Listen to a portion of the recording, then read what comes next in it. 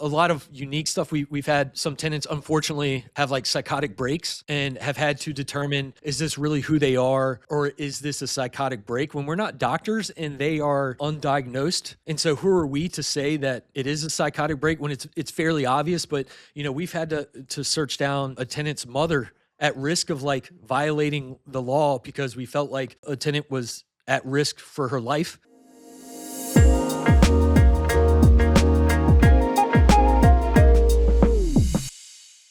Today I'm speaking with Stephen Glover, owner of Peak Property Management based out of Richmond, Virginia. Stephen has grown his company to over 1,300 doors under management, having started the business in 2018. Stephen had absolutely no experience in property management or in real estate for that matter, and was able to leverage his experience building teams and training Navy SEALs to grow a successful property management company.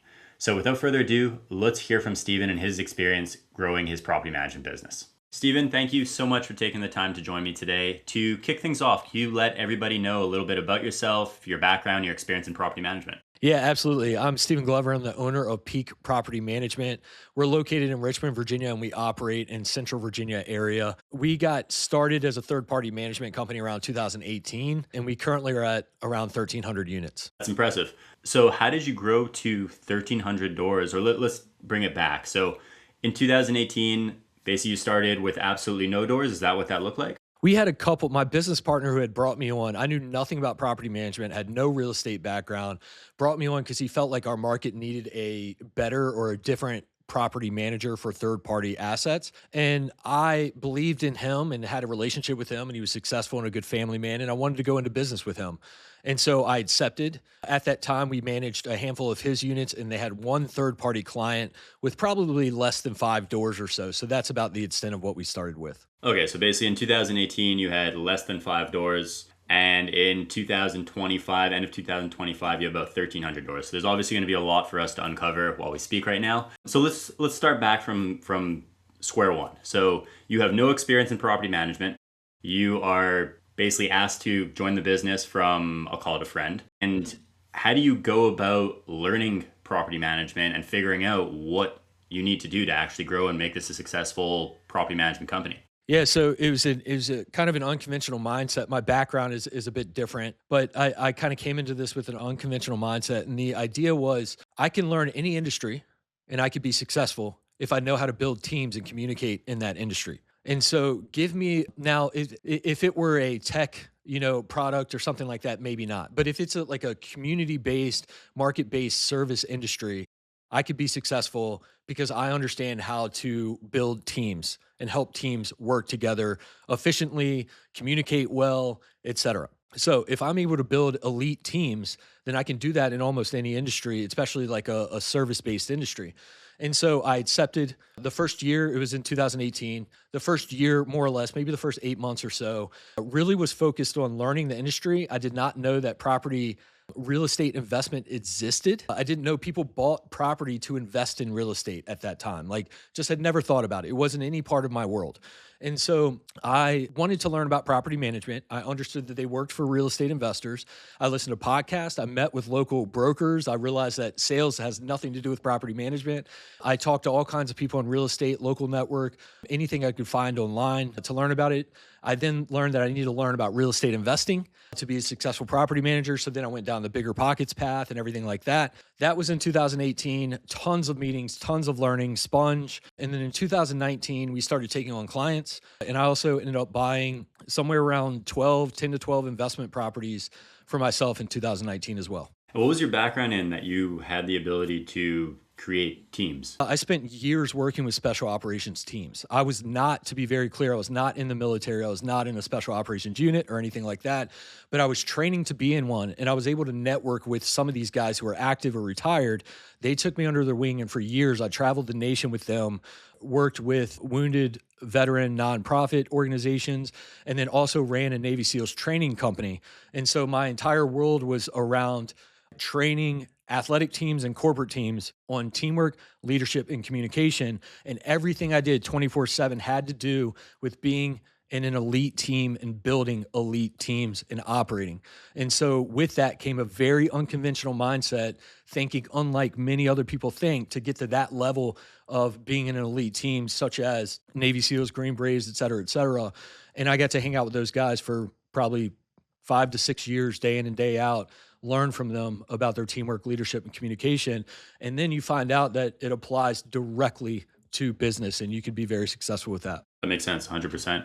So let's go back to the 2018 finishes. That year you basically took to immerse yourself in property management, learn what the heck it is that you're actually doing. And then 2019 starts and you're like, okay, now we're ready to bring on clients. How long did it take you, let's say, to get to your first 100 properties under management? And what was the strategy coming out the gates? So I was very fortunate that I have a mindset of always trying to add value to people. So as I was learning, I was trying to promote and share with other people.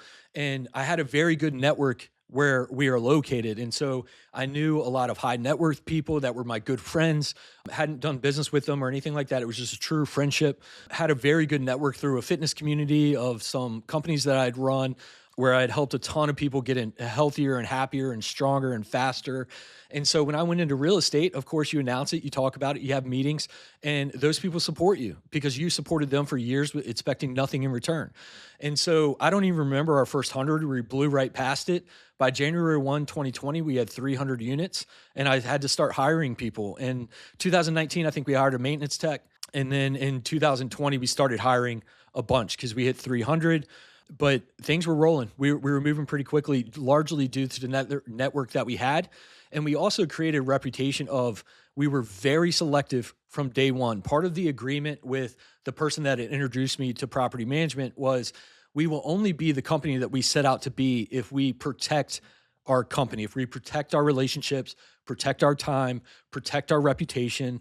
And we were very selective about the assets that we brought in, and we created some environment that we were hard to get.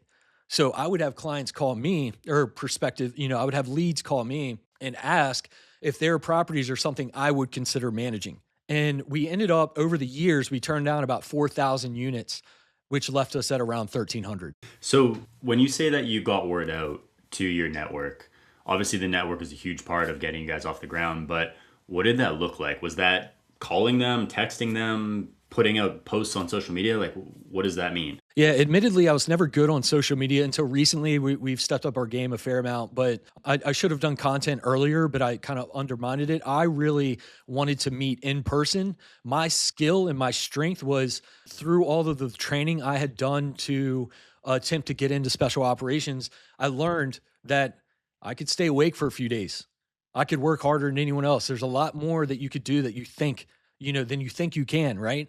And so once you untap that potential and realize that the human body can do so much more than you think, you can work a lot harder. And so what my life looked like at the time, I didn't have any kids. I was married, but she understood the vision and the mission and supported me, thankfully. But it was 80, 100-hour weeks, meetings in person, trying to learn about the other people, trying to learn about their goals and learn about their stories and their journeys and maybe how they became successful, really just learning and getting to know other people and seeing how I could support other people. And largely it was real estate brokers, real estate agents, attorneys, tax, CPAs, insurance agents, lenders, and then it was other business entrepreneurs, like people who own companies and things like that, and just really learning as much as I could. And by showing genuine interest in trying to learn and trying to get better and really saying nothing about Peak unless they asked, they really wanted to support me and really were fired up about what I was doing. And of course, if I got the chance to talk about Peak, if they were interested, I was the most passionate guy that was going to make an impact and build a strong team. I was so proud of what we were doing that people could just feel it and they knew it. And they wanted to refer people to me and they wanted to support me. Fair.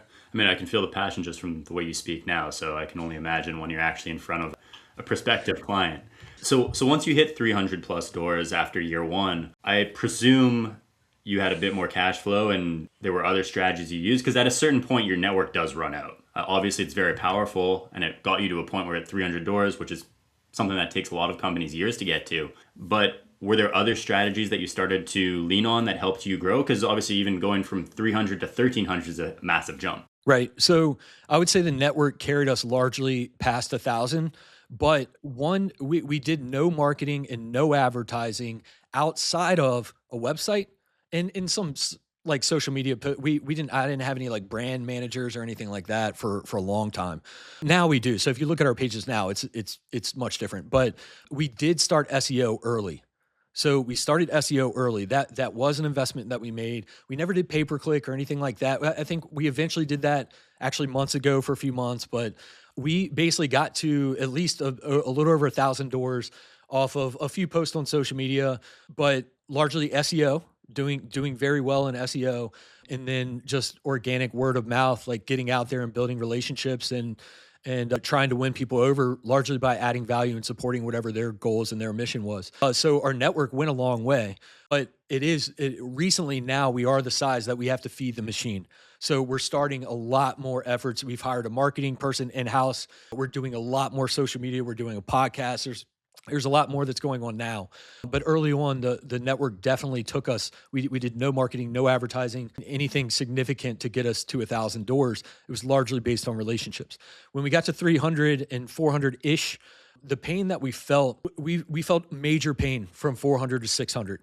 And I think that's somewhat common. I think our company didn't really start cash flowing until 2021. So it was a couple of years where I could pay myself, but we were break even from a company standpoint until about 2021. What would you say the reason for that is? Largely the fee structure. I mean, I was one of the owners that I thought in all my research, I still wasn't really up to speed and things were moving so quickly. I just assumed that we had to do everything for free. I thought everything had to be done for free, and I thought I was providing great service. I was saying I would never charge a maintenance coordination fee. I would never do this, never do that. And then I quickly realized, like, I just didn't know. I didn't know any better. I didn't know that more units didn't equal more profit or more success. That wasn't the case.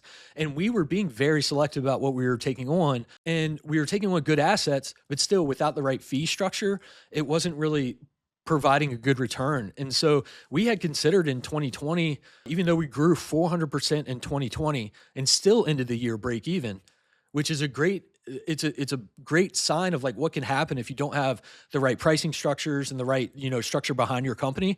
We grew 400% by unit count, or actually by revenue. We grew 400% by revenue in 2020. And we started the year at break even and we ended the year at break even financially. Right. And so we found that really stressed us out. We considered selling the company at that point. And then at 2021, we figured it out. We figured out the fee structure. We got everything dialed in and immediately went to a really healthy profit margin, really happy employees. We were able to overhire, much bigger payroll than probably most companies have for our size. We pay people really well, have strong benefits, have a happy team, low turnover. And I think it's because we were able to find that we were very selective about our relationships and the assets under management, have a great reputation, and we're able to hire a team with a good culture that really just supports that environment. What did that look like? Because I assume you probably had to go back to existing clients and be like, hey, now we're actually charging for this, or now we're charging for maintenance coordination.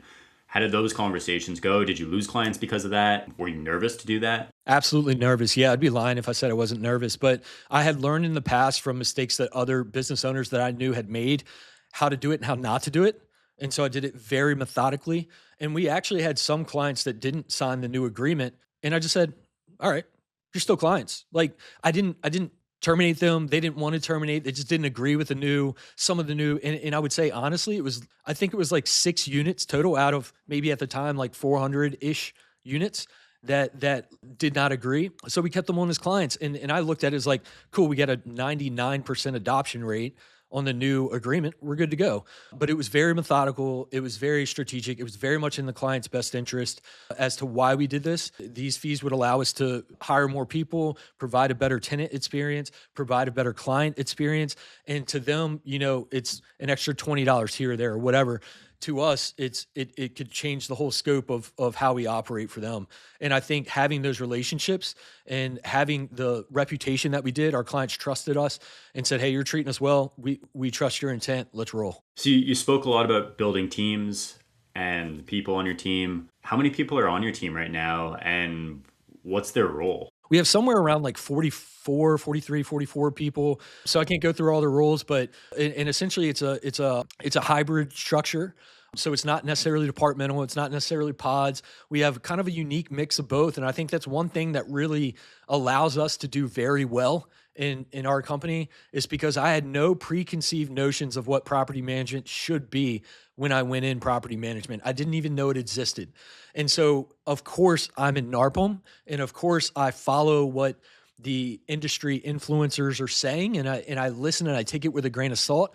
But I am not decades into this to where I'm boxed into where we have to do pods or have to do this or have to do that. I look at what I think might be best for our company and our market and our people and our culture and our clients, and what everyone's kind of understanding is, and at what size we're at. And then I have the culture in our team that we're going to change because we're going to be one of the best in the nation. And so companies that fail to change or adopt when they need to, or adapt when they need to, they're not going to be the best, right? We don't want to be a mom and pop in Richmond. And so the idea is the culture of our team is to change. And so as we get to different unit counts, we realize, oh, a departmental model would be perfect through our leasing season this year. And so we'll train up for that season. On the off season, October through February, that's our off season. We train up for the leasing season. And so we restructure, we improve our software, we improve our policies and our culture, and do everything we can to build the winning team for that year. And then we get through leasing season. At the end of leasing season, we realize what worked, what didn't work, where we need to improve, where people are happy, unhappy. And then we go into off season and we train and we train and we train, we restructure, rebuild, and we might find out that a different structure might work for our current unit count or for the next year, 2 years, et cetera. But we know, like, we restructured early 2025. We know it's going to happen again in the next year or two, and we're okay with it. Do you, that restructuring, first off, I imagine it takes a fair amount of resources to get all of that done. And is it you that's doing that? Do you bring in somebody to help you with that? Or is that kind of your specialty because of the fact that you have the background in building teams? I empower my team to communicate openly and to provide feedback. They're on the ground, they're in the day-to-day, they understand exactly what's going on. Now, I think it's important to mention, I did not have the property management experience going into this. Probably the reason the company was break even for so long is because I was over investing in people in our market that was looking for a better place to work, that had tons of property management experience. One of my first hires had been doing property management accounting as the lead of a finance team of a 7,000 unit property management company. And she had been doing it for 10, 15 years. And I got her on our team to handle our finances and our books and the client's money and everything like that. And then we brought in experienced property managers and we all worked together. I brought the culture and the teamwork mentality. They brought the experience and the skill sets and the knowledge of property management, and we all grew together. It wasn't a competitive internal. It wasn't competitive. We all grew together. We all understood the vision. So when this restructure happens, we have experienced, dedicated people that believe in the team, believe in the mission, believe in the vision, and they also know that feedback and communication and insight is open and welcome, and they are empowered to make these decisions. And they're empowered by, they don't get the stick when they make a mistake. They get hey, thanks for making that decision. Here's, what could we have done better next time or something like that. I want our team to make decision. I want our team to have ownership of what's happening in this company. So largely I can lay out the sandbox or the guidelines that they play within, but they create the plans often. They create the structure often based on their pain points and where we can improve. We use KPIs that we measure against. We use client, tenant feedback, Google ratings, everything like that we measure against. And then that kind of shows us the way it needs to go. And then they'll consult with me and we'll just either make it a plan, tweak it a little bit, and go from there. Can you touch a little bit on the KPIs that you use to measure this? Yeah, they're all pretty standard. I mean, it's nothing super groundbreaking. I mean, we use some software that helps us, like Property Meld is great, helps us with a lot of KPIs. On the maintenance side, we do have an in-house maintenance division. We have probably 100 KPIs that we monitor weekly. Everything is self-reported, so we make sure that people on the team, like one position on the team is going to have some ownership of 1 or 2 KPIs, and that's what they own. And then they will self-report on a weekly basis. And so everyone on our team, probably except for me, is self-reporting their KPIs into spreadsheets. Then that spreadsheet populates the more important KPIs into a level 10 spreadsheet. And then every week the leadership is meeting on that level 10 spreadsheet and looking at the high level weekly KPIs and seeing what direction we're heading. And then we're creating issues and discussing issues if we need to. Understood. And at this point, what does a typical day look like for you? What's your role in the company? It's different. I like to say it's more passive now, but it's not. I mean, and the thing is because it could be, but we have some high ambition. We want to go far with this. I think we really have something unique with what we're building, and maybe every business owner says that, but I feel pretty passionate that we're doing something a little bit different, a little bit unique. We're in a great market, a great state to operate. And so the growth is there, the potential is there. So we want to keep driving. I'm not really interested in being passive or complacent at this point. So right now, my hours went from like 80 to 100 in the first few years of being in startup to more reasonable, maybe 40 to 50.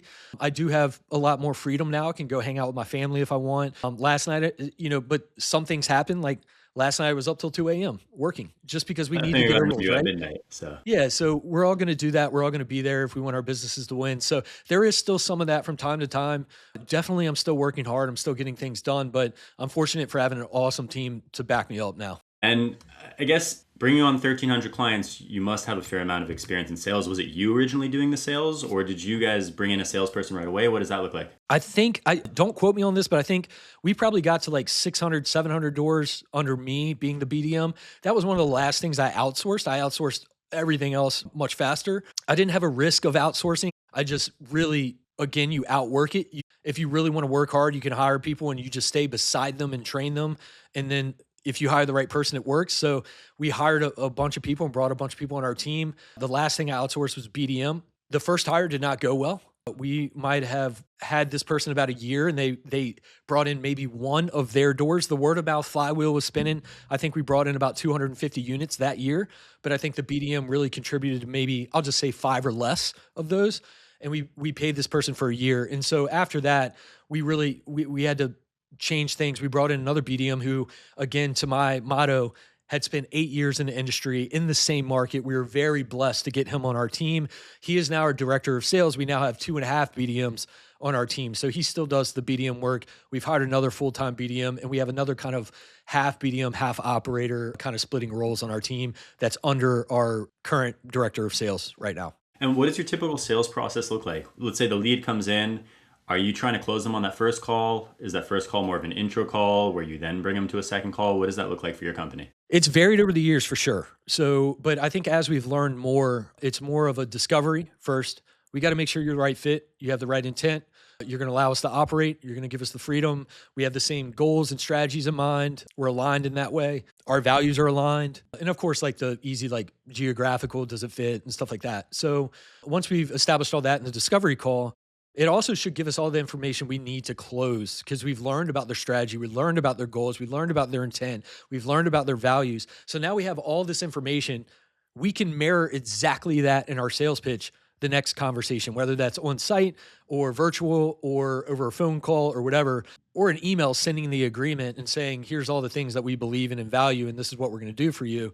So usually, hopefully, ideally, it's like at least 2 conversations and then a close. So it is a multi-step process. It's not just first call, hey, this is our price. Okay. I think if we were discount and didn't really care who we were picking up, and yeah, we would just drop our prices and just pick up anything under the sun and just make it a one-time contact, get them in, and that's it. But I also think our tenants and our staff would be unhappy. On that note, so clients that you work with, do you prefer working with clients that have dozens of properties, or are you trying to build a business where it's built more off of, let's say, the investor who might have 1 or 2 properties? What does that look like for you? What are your thoughts on that? We've had both. We've had experience with both for sure. Like some larger investors, and then of course the accidental landlord that has 1 and will only have 1, right? And never cares the landlord.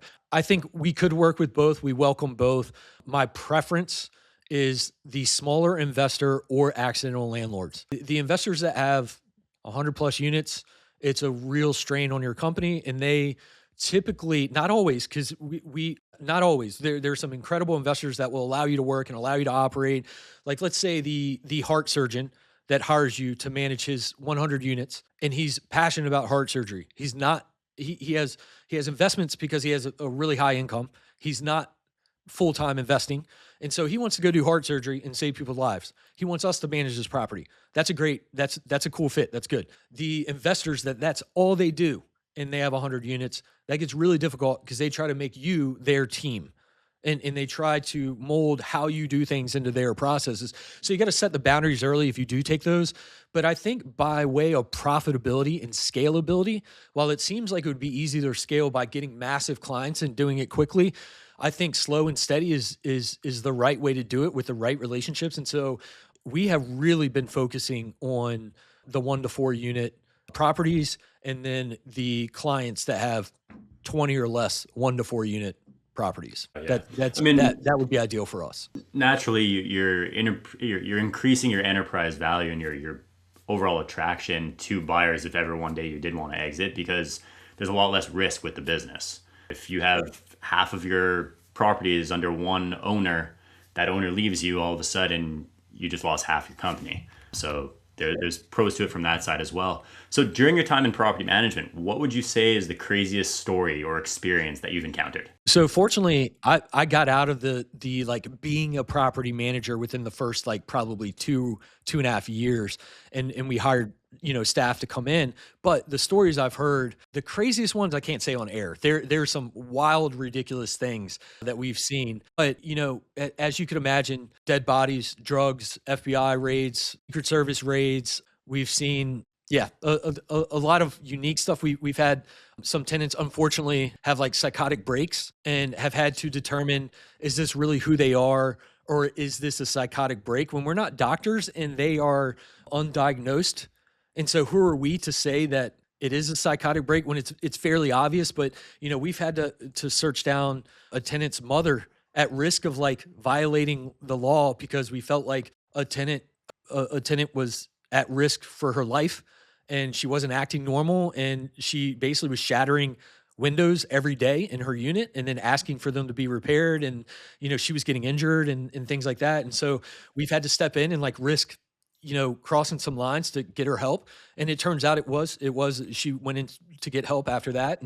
But it's interesting in property management. We probably, many people who listen to this will know, but like we deal with anything that happens in human life. Like we've had, fires and floods, and we've had tenants set their unit on fire, then flood their unit. Like we've purposefully, you see anything that goes on in people's lives. And a lot of times we have to experience it when they're having a hard time. And we have to be the problem solver as it relates to their habitable area as they're going through this time. And it can be very difficult. So we absolutely see some crazy things. And I think part of that is when that your team is going through, like there was a certain situation where my team had found, I think, 2 dead bodies, very like back to back, the same portfolio, different units, unrelated, and they were within a week from each other. And we found them very soon after it happened. But it's one of those where you got to look out for your team and realize what they just went through. And you really, like, on a day-to-day basis, property managers see some crazy things. So as leaders in the company, if we're removed from that, we need to remember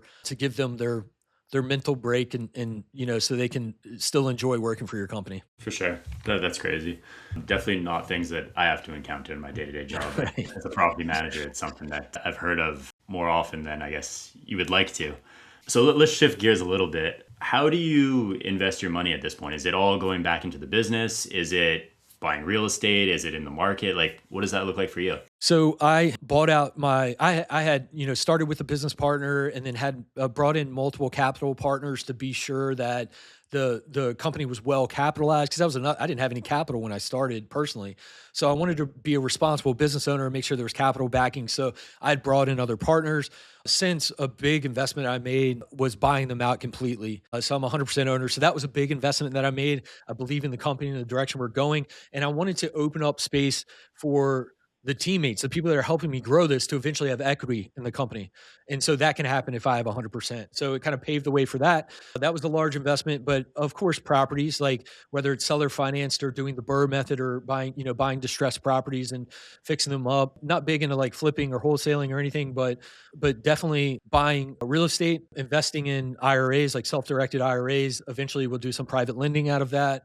And then obviously a lot of the capital gets invested back into this company. And what do you think the limit is for your company in terms of size? And just to add something to that, how big do you think you can get in one metropolitan market before you need to expand? Interesting. So I have a few theories on this. And my mindset is like, how big do you think you can get? I could be one of the biggest companies in the nation. Like I don't have any doubt that that could happen.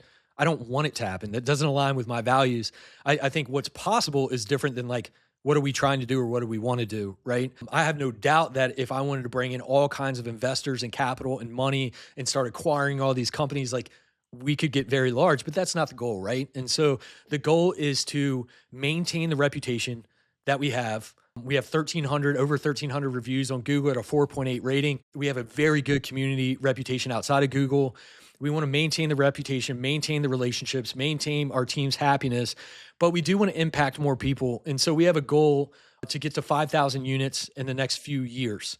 Now, the 5,000 is not the target. The 5,000 is to set it in perspective of what I think we can accomplish if we provide the right experience. If we provide the right tenant experience and provide the right client experience, we should get to 5,000 units in the next few years by 2030. Now, again, 5,000 isn't the target. We're getting there through the experience we provide. That is our company's mindset. So if we provide a good enough experience to get to 3,000, great. But our goal is 5,000. So we better step it up as far as our experience, as far as our responsiveness, our communication, et cetera. And that's the team that I'm structuring right now. And so in order to do that, we need, I believe that we would need to step outside of just Richmond and surrounding counties to get into different markets. So if you pull the data, I think we're like 1% saturated in our market. But the reality of getting so much more than that, there are companies in this market that are much larger. There's some really good competition in Central Virginia, some good companies here, but the self-managers are the majority for sure. And so I think reasonably we can get hundreds more in Richmond, no doubt at all, maybe another 1,000 in Richmond and surrounding counties. But I also think if we really want to be selective, how saturated do we want to be in a market, or do we want to go get the best assets and best relationships in different markets and grow that way? And that's sort of the mindset. So I've never really been big on like expansion and scale and going to different states. And I think would be more of an ego thing when we can accomplish the same thing and make an impact on housing and make an impact on the property management community as a whole with what we do in Virginia in several different markets, maybe some smaller markets, but really focused on good relationships and good assets. Well said. I agree with that. I see a lot of companies where they feel like they need to be in 5 different markets just to get to 1,000 doors. And I've seen it with all of our largest clients. They've generally reached at least 1,000 doors in just one metropolitan market. So that mindset is, as you said, I think it is an ego thing, or it's just limiting beliefs. I think it might be an excuse to some degree. Now, I'm not speaking about the towns of 300 population, right? Like we're excluding that. We're saying like a metropolitan area, right? And so I see a lot of excuses. And I say that respectfully because it's not freaking easy. It's not easy at all. But it ultimately, you have to call a spade a spade. It might be in some situations an excuse to rationalize the reason you are not growing past a certain extent. You're saying, well, my market won't allow it. Now, maybe that's true if no one else in your market has done it. And if other people have done it, it's not true. Yeah, 100%. No, that's well said. So if you could go back to when you started your journey, which wasn't that long ago, but what would you say is the one thing that you would change to help yourself succeed at a faster pace? Yeah, honestly, I get this question from now and then. Like, what would you have done differently? What do you regret? And maybe not regret, but like I've thought about this a lot, and there's certainly things that I could have done better, but there's not a whole lot. I'm really happy with what we've done and what we built. We've absolutely made mistakes, but we've learned from them. And I think we've had to make those mistakes. We paid for them. But I think to answer your question, to give you a solid answer, I really should have gotten into producing content sooner. I regret that that it took me so long to start a podcast when I know I should have. I've been doing, I only have 20 something episodes right now, and the impact in our community is growing quickly. Like it's quick. People are talking about it. People are messaging. We're getting more leads because of it. And we just got started. And so if I would have, especially now at scale, a business owner cannot get out as much when they have more team members. They need to focus on the team sanity, the team's health, the team operation. And so you stop getting out and building these relationships. I stopped doing that about 2 years ago as much as I used to, and the flywheel, the word of mouth flywheel was slowing down. And so I needed an outlet, and the outlet was to take everything online. But I still dragged my feet for 2 years and said, I don't want to be in front of a camera. I don't want to talk into microphones. I don't want to do, but now I'm doing it and I love it, not for any recognition or I'm getting no recognition. It's all about the guest story, and it's not about me, but it's helping the business. It's getting eyes on the business for sure. It's getting eyes on our team. Our team is fired up when they see these guests come in and talk. So I wish I would have started producing content earlier. Social media, podcasts, blogs, newsletters. I'm not even doing newsletters yet, which we're starting soon, but we've hired a marketing person. She will get us up to speed. We'll get caught up and hopefully make up for some lost ground. Cut yourself some slack because you've obviously done a pretty good job growing to 1,300 doors. So, it's always easy to look back and be like, I should have done this earlier, but obviously you've done a lot of things right.